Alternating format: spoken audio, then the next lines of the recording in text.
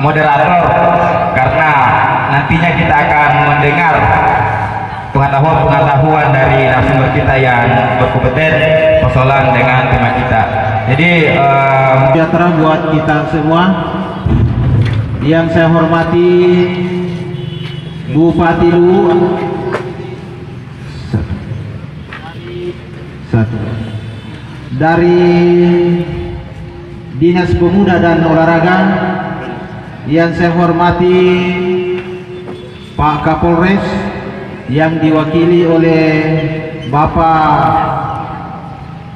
Reskrim Kabupaten Luwu, yang saya hormati saudara saya, adinda saya,